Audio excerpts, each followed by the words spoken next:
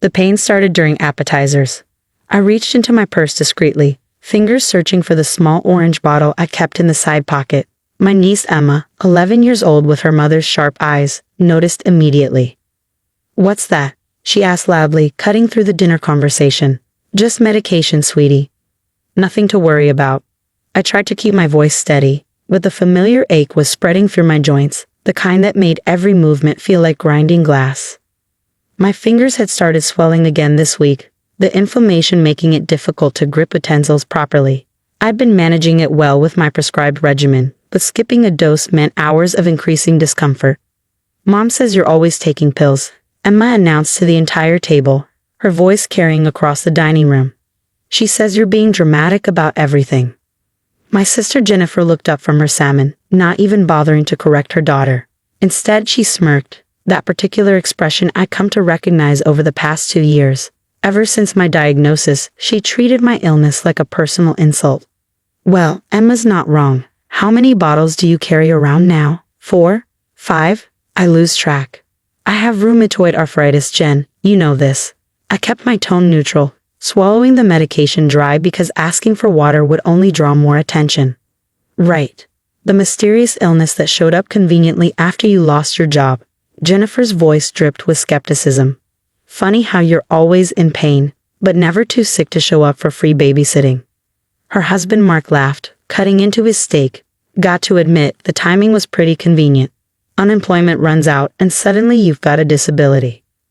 Their son Tyler, 13 and already mimicking his parents' cruelty, grabbed my purse before I could react. "Let's see how many pills the faker needs." "Tyler, please give that back." I reached for it, but the movement sent sharp pain shooting up my arm. I gasped and pulled back. "See? So dramatic." Jennifer rolled her eyes. "Tyler, show everyone what she's got in there." This was my sister, the woman who used to braid my hair before school. Who called me first when she got engaged. Who I'd driven 4 hours to reach when she went into labor with Emma because Mark was out of town. Now she sat there, wine glass in hand, encouraging her children to humiliate me. Tyler dumped my purse onto the table. 3 prescription bottles rolled across the white tablecloth, along with my wallet, keys, and a small medical alert card I'd started carrying. "Ooh, what's this?" Emma snatched the card before I could reach it. Her face lit up as she read it aloud. "Emergency contact information, medical conditions, rheumatoid arthritis, fibromyalgia." Wow, Aunt Lisa, you really committed to the bit. Those are real conditions that require real treatment. My voice came out quieter than I intended. The pain was getting worse, spreading through my spine now. I needed to take my evening dose soon, or I'd be useless tomorrow. "You know what I think?" Jennifer leaned back in her chair, addressing her family like I wasn't even there. "I think she's addicted. All these pills, all this pain. She's probably doctor shopping, getting multiple prescriptions." "That's not." I started, but Tyler cut me off. "Mom, are these the drugs everyone talks about at school? The ones people get addicted to?" "Could be," Jennifer said thoughtfully, examining one of my bottles. "Lisa, are you taking opioids?" "That's a muscle relaxer. This one's for inflammation, that one's for..." Sure, that's what they all say." Mark reached across and grabbed the 3rd bottle. "Maybe we should flush these, for your own good. Intervention style." My heart started pounding. "Please don't. I need those. I have a shift tomorrow and..." "A shift?" Jennifer's eyebrows shot up. "You told Mom you couldn't work.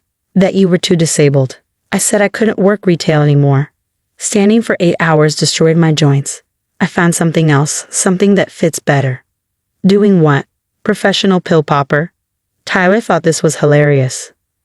Emma had already grabbed 2 bottles and was heading toward the bathroom. "Let's throw them out. If she's really sick, she can just get more from a real doctor. This will prove she's faking." I stood up too quickly. The room tilted, and I had to grab the table for support.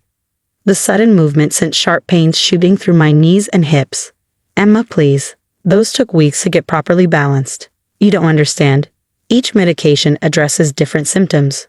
Without them, I can't function. I can't work." "Stop faking." Tyler grabbed the 3rd bottle and followed his sister, genuinely believing he was doing something righteous. "You're not even sick. You're just lazy and want attention." I looked at Jennifer, pleading silently for her to intervene. We were sisters. We shared a childhood, parents, memories. She'd seen me in the hospital last year during my worst flare-up. She visited once, complained about the parking, and left after 20 minutes. She took another sip of wine. Let them go, Lisa. Maybe cold turkey is what you need. The sound of toilets flushing came from down the hall, once, twice, 3 times. Months of careful medication management flushed away by children who thought chronic illness was pretend. I stood there, watching my sister smile. I think I should go. My voice sounded distant, disconnected. Probably for the best, Mark agreed. Before you start looking for more pills in our medicine cabinet. I gathered my empty purse, my keys, my shredded dignity. Emma and Tyler returned, high-fiving each other like they'd accomplished something heroic. Intervention complete, Emma announced proudly. Remember this next time you want to fake sick to get attention, Tyler added. Jennifer walked me to the door, and for a moment, I thought she might apologize. Instead, she said, you know, this tough love thing. It's because we care. You need to stop relying on chemicals and just push through. Mind over matter. I nodded slowly. Mind over matter, right. And Lisa? Maybe think about getting a real job. Mom and Dad are worried about you. We all are. I have a job, Jen. Sure you do. She closed the door before I could finish speaking. I sat in my car for 10 minutes, waiting for my hands to stop shaking enough to drive. The pain was manageable now, but it would get worse.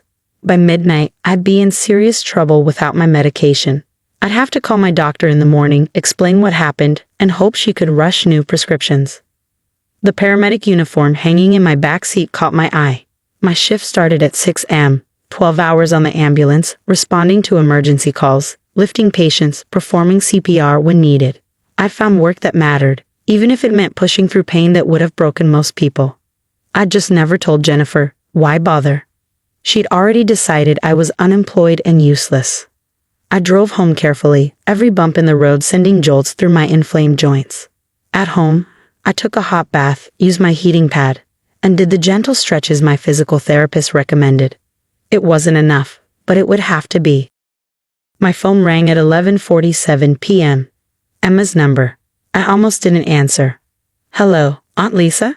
Her voice was high, panicked, completely different from the smug child who flushed my medication hours earlier. Aunt Lisa, please, you have to help. Something's really wrong. What's wrong? It's Mom. She collapsed in the kitchen. She can't breathe right. Her face is all red and swollen. She's on the floor, and Dad's freaking out.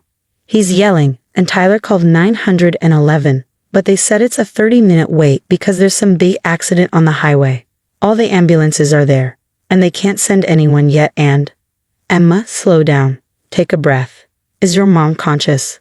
Kind of. She's making weird noises, like wheezing. Her lips look blue. Dad doesn't know what to do. He keeps shaking her. Aunt Lisa, I'm really scared. I think she might die. 30-minute wait. I knew about the highway accident. Multiple vehicles, all available units responding. Jennifer lived 15 minutes from the nearest hospital, 25 from the second nearest. In a city with stretched emergency services, sometimes people had to wait. Emma, is your dad there? He's trying to help, but he doesn't know what to do.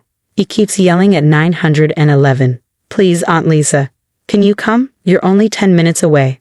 10 minutes away, in my car. With my paramedic certification and years of emergency response experience. With the training to assess, stabilize, and transport if necessary. I could be there in 8 minutes if I pushed it. Please, Emma whispered. I know we were mean. I know I shouldn't have. With your pills. I'm sorry. Please don't let my mom die because I was stupid.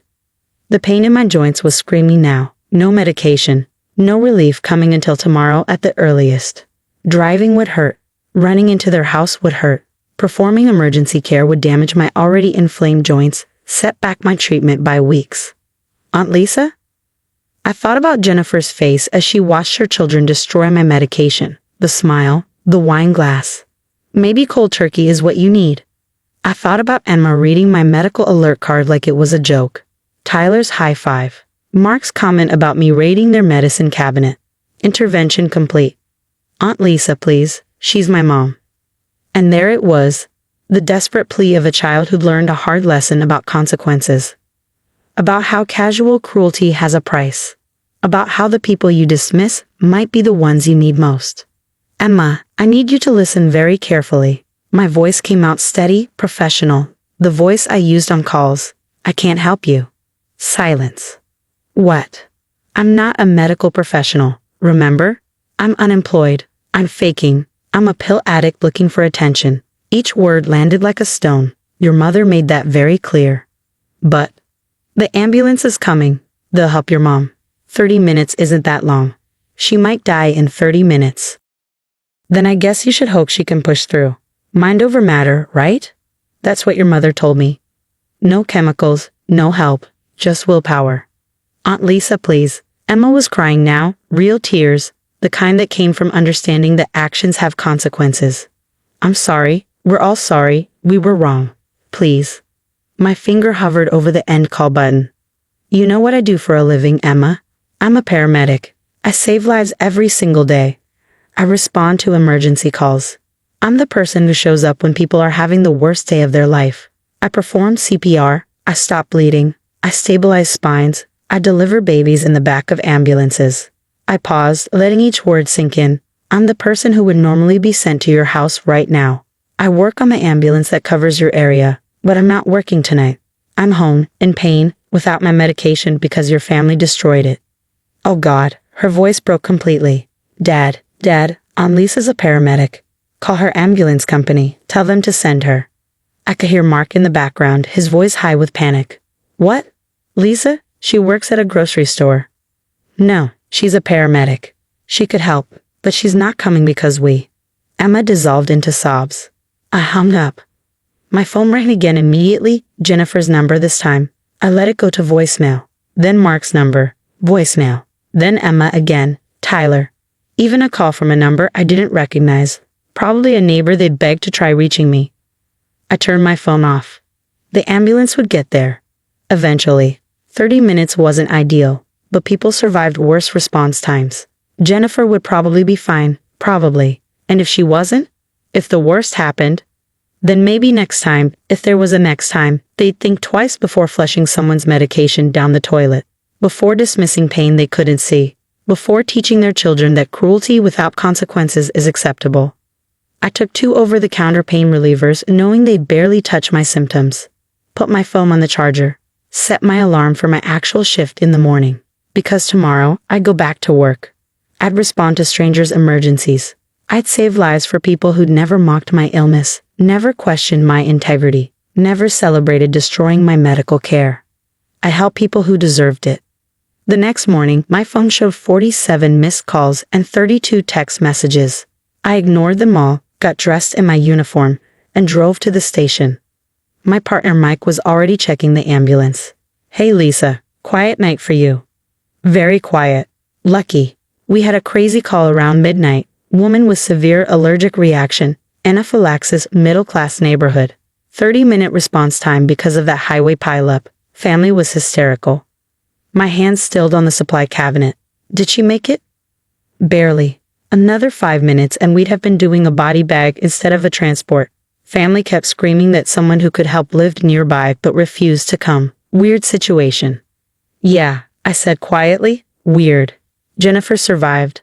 The hospital kept her for observation, pumped her full of epinephrine and steroids, monitored her breathing. She'd live. She'd recover. She'd remember. 3 days later, a package arrived at my apartment. Inside were 3 bottles of medication, brand new prescriptions in my name, a note written in Emma's careful handwriting. We called your doctor, told her what we did. She was really mad at us. We're sorry. No note from Jennifer, no apology from Mark or Tyler, just the medication and the weight of understanding that actions have consequences. I never went back to their house, never responded to the texts, the calls, the eventual letter Jennifer sent explaining that her allergic reaction was serious, that she'd almost died, that family should be there for family. I agreed completely. Family should be there for family. They should recognize real pain. They should protect each other's medical needs. They should teach their children compassion instead of cruelty. They should remember that the person they dismiss today might be the person they need tomorrow. And sometimes, just sometimes, that person has the right to say no.